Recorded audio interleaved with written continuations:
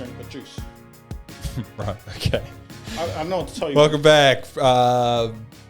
Geez, Verma, you just threw me with your guava juice. Heatcheck, episode 8. 8. It's been a minute. Yeah, it's been a while. I think we've been doing this over a year, and we've averaged less than a podcast every 2 months. Great start. Great start. But in good news, this is our full-time studio now. We have our own studio. We were borrowing one before. Now it's our full our own studio, and that means have a home. That means we can get more content out. That means we can do more of these, and we're actually going to make a little bit of a switch to more short-form content, so we can respond quicker, and it takes our editing guy way less time to get into it. But welcome back. We're really moving like Alex Caruso, getting across in our defensive stance. Hey, he was on the he made the all-defensive team this year, didn't he? Pretty bloody good. I've been telling you, he'd been a Laker. He'd been a Laker. All right, Timothy, let's elephant in the room this. Let's start with the Suns and the Nuggets. So, obviously you saw my, I'm not going to call them my Suns. I'm only supporting them because Kevin Durant was on the team. But I guess, were you surprised by today's result? I didn't think that's how they were going to go out, but I mean, it's 2 straight years of them losing by 30 at the half and getting booed by their own home crowd. I mean, they're going out a little bit like punks, and as a Lakers fan, my bias is, of course, to enjoy it. I mean, the thing is, they were shorthanded, obviously. Like, they're missing Paul, they're missing Ayton in the closeout game. Like, can you really call that going out like punks, though? Like, let's be real, dude. I think two of the top 5 starters were out. Not that Ayton was anything of a defensive presence this postseason, and CP is obviously not CP of old, but they're 2 starters, and Suns' strategy was similar to the Nets, go all in with no depth.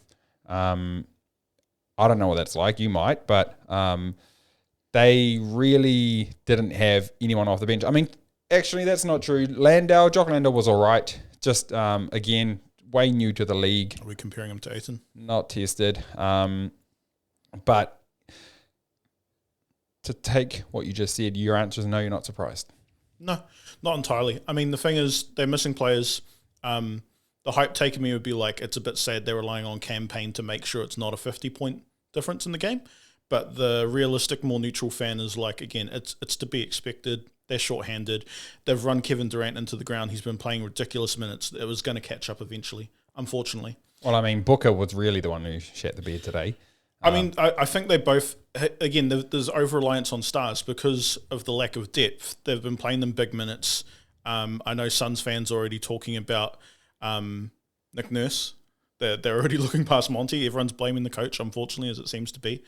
But yeah, Phoenix, I mean, we've discussed this in person. I wasn't picking them to make the conference finals. I didn't think they had the depth. Oh, come on. Bullshit. No, that was one team you were scared of. I have you. Oh, no, I said if they clicked. Saying that. No, if they clicked. They're 100%. clicking, Tim. They're just injured. So I can't really look at this year. They were the best starting 5 in the league. Healthy. Best starting 5 in the league, and I'll fight you on that.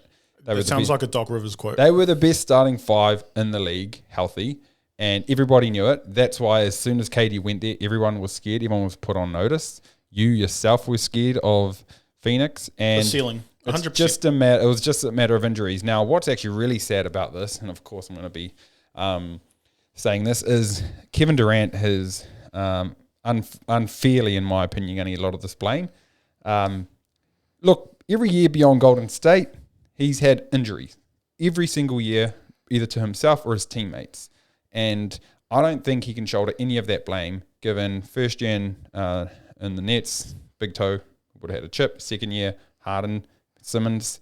This year, injuries. It's just, for me, KD did all he could do. Booker was insane.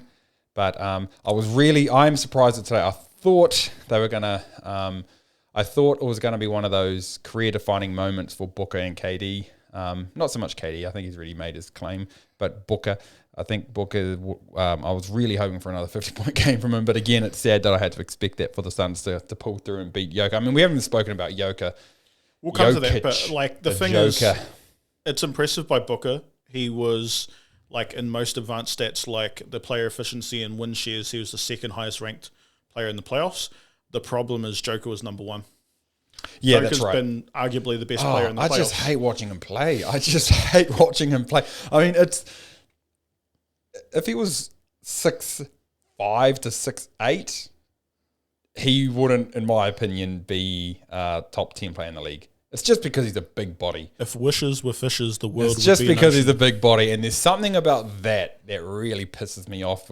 I think it's why I didn't like Tim Duncan, even though Tim Duncan. Men? No, I do respect big men, but Is this going back to you thinking KD would beat Shaq?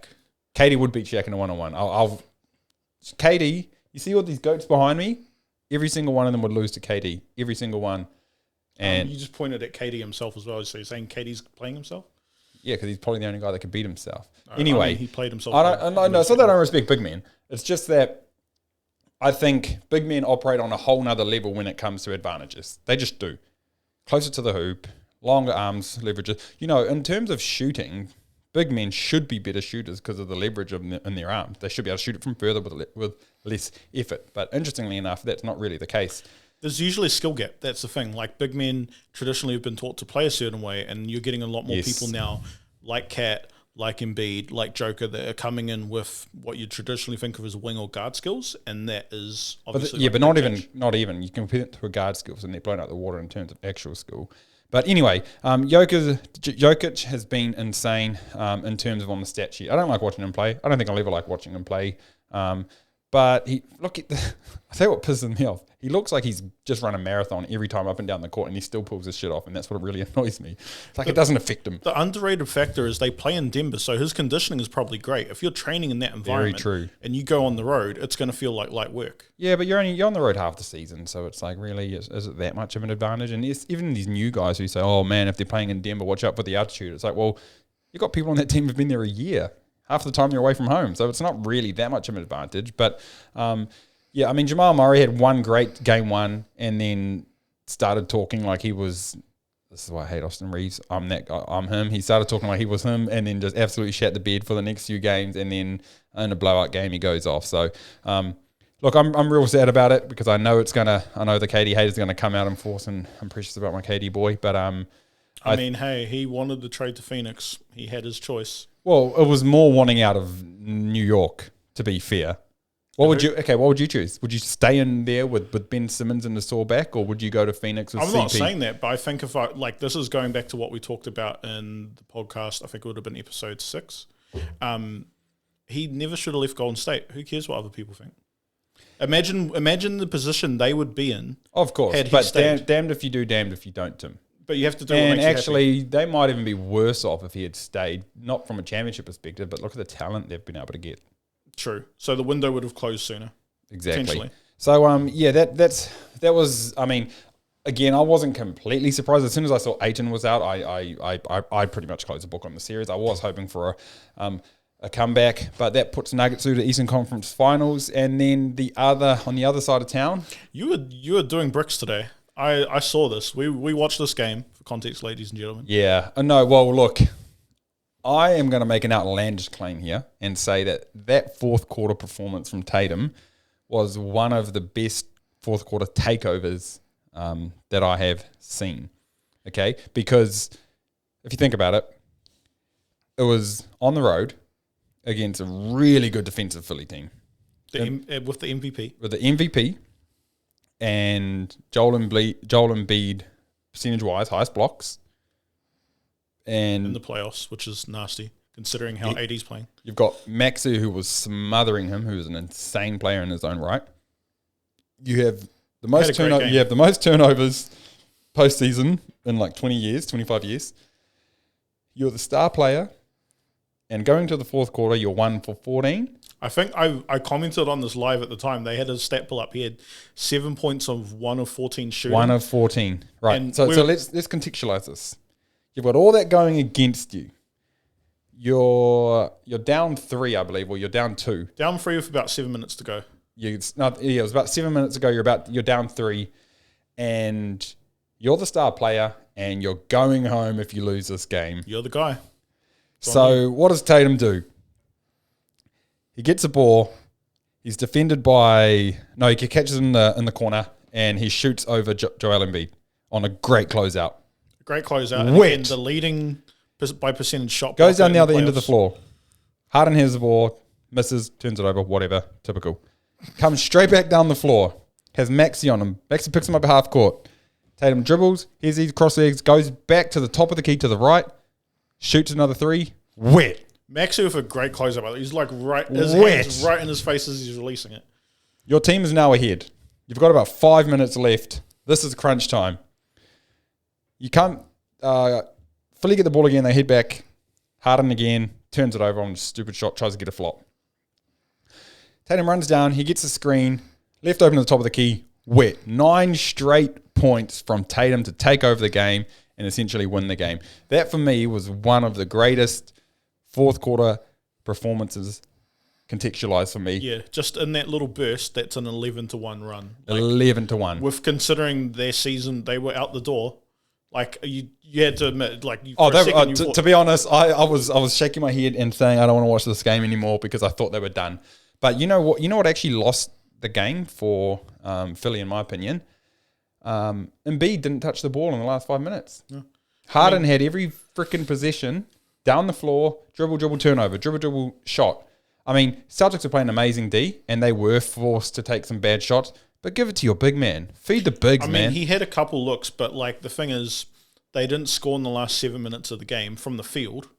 And like, if that's the MVP, if that's the guy, he's the guy who's got to carry you. But this has been a discussion point for them. What was going to happen? Because like they've had the same results of going up against Boston and not being able to get it done. So like Harden was brought in to be the guy, but that clearly wasn't the answer. Oh no, you got to go to your MVP, man. I mean, it's just talk about percentages. Harden, sure, he hit 2 game winners in the series. I get that. That's nice. But give it to Embiid on the block. You got to go to Embiid there. You have to. Also, like the argument could be Harden's already like due to come back to the average by having that kind of performance. Law of averages, yes. But it's before, heading into the game, the Celtics were the favorites, but Philly were still the favorites to win the series. So which is strange. It comes down to, especially because they're playing in Boston next. I guess it's because of the home court performance. I think I was talking about this before the game. Boston's 10-10 in their last 20 at home, which is like 50-50, an baby. Absolutely wild stat. But I think for both teams, they're not necessarily scared of playing on the road. It's been a defensive series, and it's just who's willing to show up and give the effort. Hey, if we're talking law of averages, you just said they're 50-50. They have a 50-50 chance. They lost their last game, so I am riding with my boys to take this at home. When you guys beat the Atlanta Hawks, did you absorb that at home in the Garden? Celtics are taking over this. You can't be more than one game either side of 50-50. This does lead me to one of the more exciting prospects of the playoffs. The Golden State Laker series. It's been a good one. It's been toxic, I'll say, as someone who's participating in it on Reddit. But I'll tell you. You know what? I've never actually been on the receiving end of toxic Laker behavior aside from you, right? Because usually when I argue with Laker fans, they're not as well equipped with stats and facts, and they're casuals. But I went on. We're talking about the Golden State Warriors in the series as well, by the way. After the Lakers went up 3-1, I posted a comment to one of the, I think it might have been Basketball Forever, their Facebook, and I just made a comment. And it wasn't a particularly hot take, but it's a take that I'm going to reinforce here today in a little while. But I posted this comment, and the amount of hate, and I'm not talking like, generic, I'm not saying hate in a generic, I'm talking actual hate comments that I received from Laker fans for saying what I said. I mean, I was called a effing maggot. I was called all kinds of names under the sun for my take. I mean, that seems more endemic of social media in general, but... Well, I think Laker fans in general, one of the most toxic fan bases that exists, but might I add. There's plenty out there, Boston, Golden State included. But anyway, here's the better question. What was the take? The take was, and I stand by this take. Let's go there. No, I'm not worried whatsoever. And I've said this take to you before. The take is, you are not going to win, the Lakers are not going to win the championship for 3 reasons. I mean, 3 key reasons. 2 months ago, no one would have considered this controversial. 3 key reasons. Number 1, you can't rely on scrubs to save your season, and you've been doing it the whole playoffs. Austin Reeves, Dennis Scrotum, and Lonnie Walker. I said to you, okay, yeah, you might steal a game with these guys, but when the time comes, they're not going to step up. And that's why I firmly believe that Golden State are taking the series, because your whole strategy has been relying on scrubs to step up and win games. That's one reason you're not going to win. The second reason you guys aren't going to win championship this year is if you look at every major statistical category this season, Lakers feature twice, and that's it. Do you know what they are? I think I know where you're going, but lead on. I'll let you lead the conversation on this. Lakers lead, and I'll give them this. They lead one major statistical category for the season, and that is blocks. Was it rebounds? I think it'll be blocks. No, sorry. They're second in blocks. It's first in rebounds, surprisingly. So they dominate in rebounds and blocks. That's the only two, right? The Nuggets are in 7 of the top 5. The Celtics are in 7 of the top 5. Miami Heat are in 4 of the 9. And Lakers and the Bucks were the only ones that featured twice. Out of all the teams, you're the lowest. So the reason you're not going to win the chip is because you only feature in the top 5 of the top 9 statistical categories for the season. So that's reason number 2. And reason number 3, a 7 seed has never won the NBA championship, and you're not about to rewrite history. Those are the reasons why you're not losing. Now, to go back, that's why you're not winning. To go back to your original question, what was my take? It was just the first take. I just said you can't rely on scrubs like those 3 guys to win games. So since you've taken your points, allow me to retort. To your first one, the Lakers play a brand of defense. They're the number 1 defensive team in the playoffs. Agreed. They've been the number 1 defense since the All-Star break. They've been the best team since the All-Star break in terms of record. So to that, yes, there's games where you're relying on guys like Austin Reeves or Rui or D'Lo or like some of the role players to step up. That's because everyone is contributing on defense, making it an ugly and close enough game to where, yeah, that could be the difference. Someone who's coming off the bench, whoever's hot, whoever's got fresh legs. I think that was a big part of why Lonnie did well, because he hadn't been ground in, like, again, all the guys who've been starting through the Memphis series and the start of the Golden State series. He stayed ready. He came in for a fresh pair of legs, and Golden State wouldn't have scouted for him, so it was able to surprise them. That's not... You know what it is. It's luck. That's all it's boiled down to. It's boiling down to luck, because what you're doing is you're rolling the dice at throwing people on the court and hoping something works. And sure enough, that might give you some wins here and there, and it did. Long term, it's not a long-term winning strategy against a team with actual depth, because what's happening is AD's shitting the bed every second game. I'm going to cut in because you cut off my points. Sure. You didn't even let me finish retorting, and I gave you your free. Sure. Right. Now, your second point was around them not being any significant statistical categories. One thing I want to come to, this has been coming from Golden State as much as anyone, is the free throw disparity in the series, because I've heard it touted about it nonstop. So I went into the numbers. Golden State, over the last 5 years, have shot on average 20, 20.2, 20.3, 21.1, and 23.2 free throws a game. On average, they're 24th in the NBA. This season, the Lakers are first, both in free throws drawn and free throws given up. So they're disciplined defensively because of AD primarily, let's not lie. And offensively, they've got guys like AD and Bron posting, hitting on rolls, attacking the basket, and guys like Reeves and D'Lo looking to force that action, and Schroeder as well. So they're drawing a lot. If you take their differential from the season, the Lakers are 3.1 free throws a game better than the average NBA team. Golden State's defense is 1.7 free throws worse than the average team. They're pretty much bottom of the league. If you go to defense, the Lakers on average give up 2.7 free throws less than the average team. Golden State draws 3.2 less average. The differential between these teams based on that is 10.6 free throw attempts a game difference. In this series, the differential is 10.4. So if you go on the season averages, this is about what people are expecting, and yet every game is about, the Lakers are flopping. The Lakers can only win because it's at the line. Again, Golden State's game is not predicated on attacking the paint. They're getting it off of actions where Curry's getting doubled or guys are getting open and they're getting easy layups. AD's not there. No one's going to foul them because they're getting easy looks, which is great for their offense, but that's why they're not getting free throws. Okay. I hear what you're saying. What you're saying is that, which is what every Lakers argument has been, Lakers don't give up much fouls, and Golden State are a high fouling team who give up fouls. Both ends of the ball. All right. Well, it's would disastrous it for Golden State surprise on you to both ends of the know ball. that Curry has more drives to the hoop than Schroeder, yet Schroeder is shooting more free throws than him? Drives aren't the only source of fouls. Well, no, because the counter argument that typical Laker fans make is, well, if you're jacking threes all game, then of course you're not going to get fouled. Well, hang on a minute. If Curry has more drives than Schroeder, more minutes played than Schroeder, but way less free throw attempts than Schroeder, there is a disparity. Now, is it because you're telling me it's discipline every single time? I don't buy it. I really don't buy it, especially with the on-ball pressure that Lakers do. Have you noticed? As soon as there's a Golden State miss, as soon as there's a Golden State miss, as soon as there's a Laker miss and Golden State gets the rebound, there's always a defender who attacks the ball, who attacks the rebounder and goes for a swipe every single time. I've noticed it, right? And they play that same intent. Look, from a defensive standpoint, I actually really, and I'm going to give you a rare compliment, I like the intensity the Lakers bring, but they're getting favourable calls. They are getting favourable calls. I think the calls will swing out, but did you know that in these playoffs, it's not Anthony Davis who's higher out of the guys in the series. The person who's averaging the most in the playoffs is Stephen Curry. In terms of free throw attempts. He's averaging more as an individual than any Lakers player.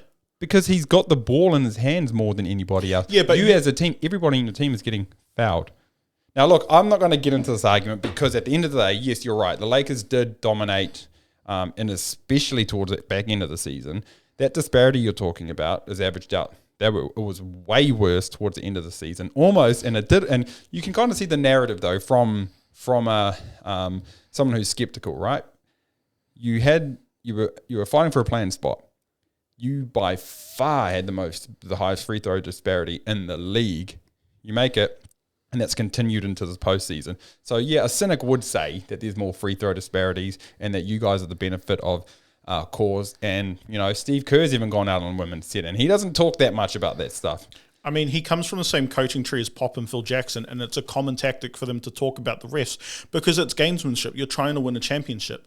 Like, I don't necessarily have a problem with what Steve Kerr's doing because it's what every coach should do. You should want your team to win, and if you have anything in your control, do it. But at the same time, you can't say he's not a hypocrite because Golden State sets moving screens. There was all sorts of calls of like physical elbows and attacks by Looney in the game. And hey, it's part of the game. It happens. That's how you end up with people getting hit in the head. That's how you end up with Looney, for example, taking in 5 more rebounds both on defense and on offense and AD. Like if you're comparing averages, he's leading the playoffs in rebounds. And part of that is because of that physicality. So yeah, but part of that's that Sacktown series as well. I mean, plays into it. But really inflated. If you look at the offensive rebounding, it was a big part of their championship last year. As a Boston fan, you should know this. And it's been happening again this year as well. Yeah, well, look, do I think it's cheating? No, I don't think it's cheating. I don't think there's. Do I think there's a ref bias towards the Lakers? I mean, I think history has proven there's always been a favourable course going towards the Lakers. But that's just my opinion as a Boston fan. I think we need to move on to I just got one more on that. Yep. If the NBA was going to rig it, would they not give it to the most valuable team, which is the Golden State Warriors, not the Lakers? Oh, we've got 2 games to figure it out. Now it's probably the most boring series that I don't even bother watching, but we should bring it up. New York, Miami. What's going to happen there, Timothy? I mean, can we take a second? I know you won't want to as a Boston fan, but to talk about it's just snore. Brilliant. What are these Jimmy teams has doing been in the playoffs though? Because here's the thing, Jimmy, like the effort against the Bucks, putting them away. Almost no one had them doing that. No one had them doing that. Jimmy's taken the thing where he's taking, again, a significant amount more shots per game. I think he's taking 6 more shots a game than he was during the season, 2 of those being frees. So he's converting those at a high percentage. He's up from 35% in the regular season to 40%. And if you look across like all of his defensive numbers, all of his offense numbers, everything's picked up. So he's basically completely raised his game. Yeah, look, let's talk about this Bucks series. I don't think the Heat won it. I think the Bucks lost it. Because if you look at that game, that elimination game, it took a historically poor offensive performance for them to lose that game. I don't think it was a matter of, Jimmy being that guy. I mean, you put Jimmy on the Suns, what happens? Same thing in my opinion. Because what do the Heat have? They got depth. Who are you taking off the Suns? KD. You take KD off and you take KD or Booker off and you put Jimmy there, it's the same result. Because it probably does. Depth, right? You look at depth and Like Strus, Caleb Martin, they've all been solid. Bam's been almost Aiton-like in his disappointment, plays really well, really terribly. But, I mean, look... You can't say that the Heat haven't had injuries, though. They've had Depot out. Oh, no, I'm saying they've got injuries, but I'm saying, does anyone care about the Heat? Does anyone care about the Knicks? Like, no one cares. Like, no one realistically thinks it's going to be a Miami Knicks in the finals, do they? They know it's going to be Celtics. That's pretty much a given. It's going to be Celtics or Philly, and it's going to be... We might come back to that, but look, I'm calling it now. I can already hear the accusations concerning what was said about the Knicks in the past. That, of course I'm calling it now. Knicks aren't winning anything. Miami probably beat them. Look, no one. I don't even know what the score is between these two. One of them's up 3-2, and I don't know who. But it's Miami. So Miami Celtics final. Celtics sweep the Miami probably, and then it becomes Celtics and whoever out of the West, which I can't call yet. But no one cares about Miami. If you're a Knicks or Heat fan, sorry about it. Moving to the wider league, we'll just touch on this briefly. Wider league. Anything surprise you over the season or off season? I guess some of the narrative around the MVP. You've got guys coming out talking about, I guess, the fact of how race was brought into it a little bit in terms of the narrative between Joker and Embiid. Nice. You've got people talking about voters who wouldn't have voted for Joker because of the perception that it would give him 3 or more MVPs and that he doesn't belong in that class. So there's a narrative, I guess, around between like an MVP being a recognition of who's best in the season, but then also this recognition that it's playing part to a larger career legacy and narrative. And whether that's fair or unfair, that's how you end up with situations like people saying Steve Nash has 2 MVPs, Kobe Bryant has 1. There's no way you're taking Steve Nash over I think what we're seeing with the MVP is actually everything wrong with the MVP criteria. That's what people... I think what's happened is, the MVP criteria for the most part works. They give it to the person mainly who deserves it. You could argue that LeBron has been shafted a few times and that Kobe has as well, and that'd probably be right. But this is where the criteria is bad. You can't win an MVP unless you're one of the top seeds. Good team. Well, last year accepted. Yeah, but you can see this narrative that forms. So they've kind of shot themselves in the foot in the sense that, like, based on their last decision making process, it should have been Joker. Based on the criteria, but they changed the criteria because his of the team narrative was they number could 1 see. in the conference. Exactly. His numbers were all better. He literally improved, and if he was already the MVP, then how could you not repeat? Exactly, and that's I think that's all that's happened there. That's not to say Joker's undeserving. Oh, sorry, not Joker. Embiid's undeserving. I agree. He's completely deserving MVP. I just think the criteria has changed and it's shot them in the foot a bit. I do want to quickly touch on Giannis giving himself a pass. Let me just say, Giannis, I think, is just trying to give himself... He's trying to soften the blow of getting smoked in the finals. It was a failure, Giannis. And I understand where he was going with this point. Like, yeah, sure. Every year you're great. Every year you don't win doesn't make that year a failure in the sense. But you're in your prime. You've got the best team around you've ever had. You're, the number 1 seed in the Eastern Conference. In the whole league. You're playing someone who made the play-in barely, and they kicked your ass. That is a failure because you were in your prime. You were supposed to get the job done that year. You were supposed to win the chip that year because you'd just come off an incredible run. So to sit there and say it's not a failure is disingenuous. He also put something up recently that had... him saying, was it a failure? And then cutting to Kobe saying, I don't believe failure exists. And I don't think they're the same thing. Can we leave Kobe out of They're these not the same please? thing. Kobe wasn't saying that failure doesn't exist at all. He was just saying, you got to come back and try harder. You only really truly fail if you give up. The answer that Giannis gave me was kind of a soft answer. And the sad thing is Kobe's one was not about basketball. It was just about life in general. Exactly. It wasn't relating to that. And I mean, you can ask Kobe, was 08 a failure? He would have said this was a failure. That's why he came back stronger the next year. 100%. And I mean, the thing with Giannis is, like, you can give some context to it. Like, again, he was injured. It happens. I think in the case of Miami, they weren't really an 8 seed in so much as you think about it. Last year, they were the number 1 seed in the East. And again, they've made the conference finals. They've made the finals in the last few years. So they've got the ingredients. They're not your typical 8 seed. But I still think if you're talking about it as a team, that, yeah, it's a failure. Can we also point out Tyler Hero was injured? Yeah. I mean, Duncan Robinson And Depot's injured. Duncan Robinson had a complete fall-off year. You were not supposed to lose. Nobody should have lost to the Miami Heat. You're the number one seed. It was a failure, dude. Like, just suck it up, eat it, and go, you know what? It was a failure this year. And that, like, because he chewed that reporter out a little bit, and now that reporter's meaned in the reporting community because he was the guy that Giannis went in on. But, dude, like, Giannis had a whole year to prepare his answer, and he clearly did. Like, that wasn't just off the cuff. He thought about, when I failed, what am I going to say to this? Because it's going to come up again. Dude, it was a failure. Here's the thing. The owners obviously thought so because Budenholzer is not around anymore. Yeah, exactly. Yeah, they're not sitting there going, well, here you go, Budenholzer. Like, well, what did Giannis say? We'll try again. Oh, good. No, Giannis was a failure. Own it, dude. Like, it's just tacky. It's tacky. It's almost Jason Tatum texting Kobe and screenshotting and putting on Instagram. Let's keep Kobe out of these, please. Anyway, all right, we've got to wrap this up. Predictions, Tim, for tomorrow. We have a huge game tomorrow, Game 6. Tomorrow, today, depending on what part of the world. Game 6 in Staples, because I know you don't like calling it crypto. Game 6 in Staples. Golden State. The pressure has flipped, to quote Draymond Green. Pressure's on. If they lose tomorrow, they lose the series. I mean, here's the thing. Like, there's a couple points. Lakers, I don't think it's necessarily over if they lose. But that being said, the Lakers are undefeated so far in the playoffs at home. I think so far the series has kind of gone how expected in terms of I was expecting the Warriors to win and probably by a big margin. You know who else was undefeated at home until today? No. Phoenix. Okay.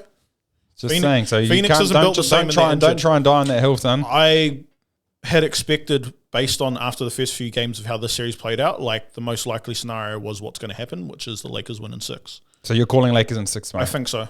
Okay. I think defensively they've got the chops. So far in this series, the teams have adjusted to another. Like, you haven't had a case of a team winning 2 games in a row. I don't know. They've other than the Lakers. Every strategy's changed, But that's what I'm saying. So lineups. Golden State has had the last iteration of responding with adjustments. I think Darvin's done a good job in the series so far.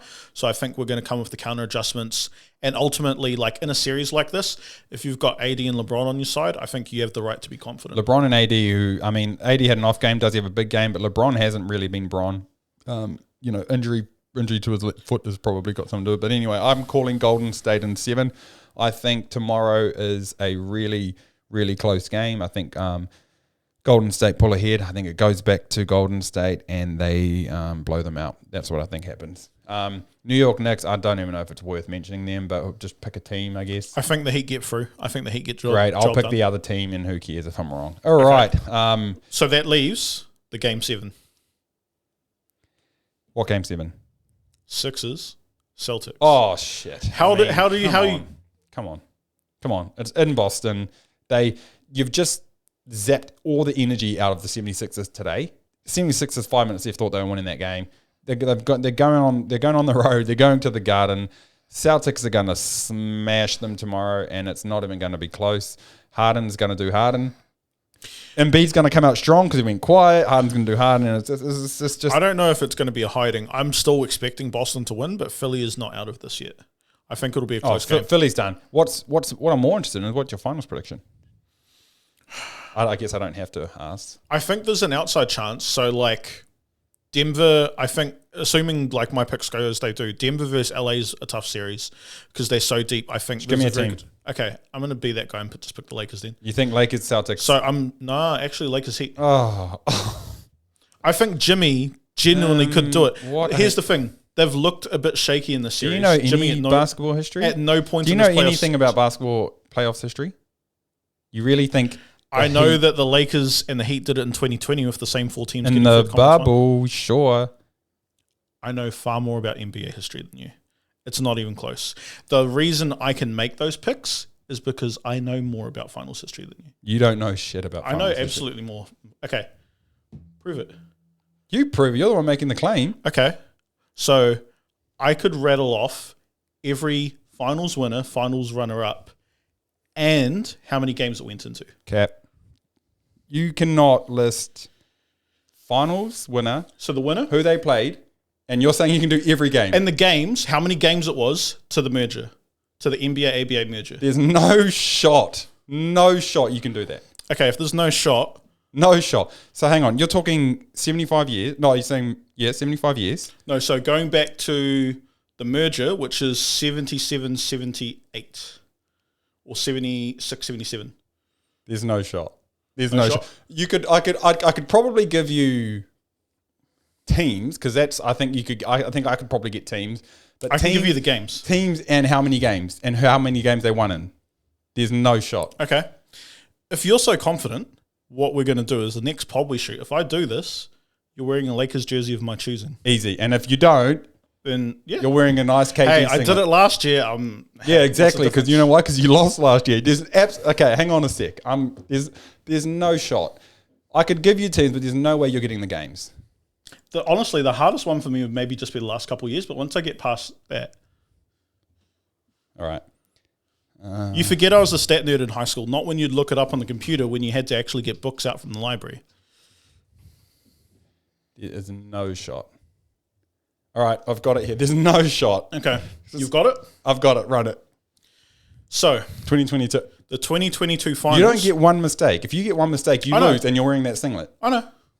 The 2022 finals. The Golden State Warriors defeat the Boston Celtics in 6 games. Yeah, easy. The 2021 finals. The Milwaukee Bucks defeat the Phoenix Suns in 6 games. Yeah. In the 2020 finals, the Los Angeles Lakers defeat the Miami Heat in 6 games. Yep. The 2019 finals, the Toronto Raptors defeat the injured Golden State Warriors in 6 games. Easy. In 2018, the Golden State Warriors defeat the Cleveland Cavaliers in a sweep. Yep. 2017, the famous first year of the KD Warriors, the Warriors beat the Cavs in 5. LeBron's the only team to take one off of them that year. 2016, the Cavs beat the Warriors in a 7-game classic. 2015, the Warriors beat the injured Cavs in 6. 2014, the Spurs beat the Heat in 5. 2014 was the Spurs beat the Heat in 5. Spurs beat the Heat. Yep. 2013, the Heat beat the Spurs in 7 with the Ray Allen moment in Game 6. 2012 is the Heat beating the Thunder in 5. 2011 is Dallas beating Miami in 6 with the Dirk and LeBron Wade thing. 2010, you'll love this one. The Los Angeles Lakers beat the Boston Celtics in 7. 2009, the Lakers beat the Magic in 5. Yep. 2008, the Boston Celtics beat the Lakers in 6 in a blowout and embarrassment. 2007, the Spurs sweep the Cavs. Yep. I'm got a ding. Running. So that's now to 2006. So that's when the Heat beat the Mavericks in 6. 2005, the Spurs beat the Pistons in 7. 2004, the Pistons beat the Lakers in 5. 2003, the Spurs beat the Nets in 6. 2002, the Lakers sweep the Nets. 2001, the Lakers beat the Sixers in 5. 2000, the Lakers beat the Pacers in 6. Now's where it gets hard. 1999. I've just got to say, I'm quite impressed already, and I am. But we're only to the end of the 21st century. We haven't gone back through the 90s yet. Okay, in the 90s. Okay, so 99, the Spurs beat the Knicks in 5. Yes. Oh, now you're in trouble. 98, the Bulls beat the Jazz in 6. 97, the Bulls beat the Jazz in 6. 96, the Bulls beat the Sonics in 6. That takes us to 95. The Rockets sweep the Magic. 94, the Rockets beat the Knicks in 7. Yes. I'm still there. 93, the Bulls beat the Suns in 6. 92, the Bulls beat the Blazers in 6. 91, the Bulls beat the Lakers in 5. 1990, this is the trickiest one. The Pistons beat the Blazers in 5. Yep. Now you're in trouble. So 1989, the Pistons sweep the Lakers. 1988, the Lakers beat the Pistons in 7. 1987, the Lakers beat the Celtics in 6. 1986, the Celtics beat the Rockets in 6. 1985, the Lakers beat the Celtics in 6. 1984, the Celtics beat the Lakers in 7. 1983, the Sixers sweep the Lakers. Yes. Yeah? Yes. 1982, the Lakers beat the Sixers in 6. Yeah. 1981, the Celtics beat the Rockets in 6. 1980, wow, we're close. 1980, the Lakers beat the Sixers in 6. Yep. 1979, it's just the order. I know, because there's 2 back-to-back finals here. This is going to be... In 1979, the Sonics sweep Washington. No. Gotcha. So, okay, Gotcha. in that case, if it's not that, so the Sonics beat Washington 5, Yes. and then the year before, the Sonics Well, lose to Washington in 7, Yes. and then 1977, the Blazers beat the Sixers in 6. Yes. And at this point, I don't know games anymore, but I'm just going to keep going with win and losers. I've lost a bet, that's fine. 1976 is Boston beating Phoenix. Yes. 1975 is Golden State beating the Bullets, or Yes. Baltimore. 1974 is the Celtics beating the Bucks. Yes. 1973, the Knicks beat the Lakers. Yes. 1972, the Lakers beat the Knicks. Yes. 1971, the Bucks beat Baltimore. Yes. 1970, the Knicks beat the Lakers. Yes. 1960, oh fuck, here we go. 1969, the Say it, Celtics beat the baby. Lakers. 1968, the Celtics beat the Lakers. Sing it. 1967, the Philadelphia 76ers beat the San Francisco Warriors. Yes. That takes us to 1966, which is the Celtics beat the Lakers, Yes. and then the Celtics beat the Lakers. Yes. And then there's another team in here. The Celtics beat the Hawks. 2 years later. No, Three okay. years later. So that's then Philadelphia beats... No. Celtics Warriors. Oh, Celtics Warriors? Oh, no, yeah, okay. 63. So it's Celtics Warriors. So then it's Celtics Lakers twice again. Yes. And then it's Celtics Hawks. Yes. And that's, I think, the start of Bill. So by that, is it? No. The Celtics beat the Minneapolis Lakers. They beat the Hawks again. Oh, they beat the Hawks again, and then Celtics beat the Minneapolis Lakers. Yes. And then they lose to the St. Louis Hawks. Yes, in 58. And then they beat the Hawks. Yes. And that's what I know. I'm I'm still wearing the jersey, but hey. Wow, I'm impressed. Look, I must say, you pulled that out your ass. I'm very, very, very impressed by that. Unfortunately for you, it's not good enough, and there is a nice green Celtics singlet waiting for you. It's fine, because my team will still be in the playoffs and yours might not be. Let's see. We'll run it back very shortly. Thanks for joining us today, Tim. It's been great talking to you. Who do you want to wear? Garnett, Pierce, Bird, Russell. A lot of great names to choose from, mate. Yeah, I suppose you've got a couple of days to think about it. Thank you. That's us, everybody. We'll see you later.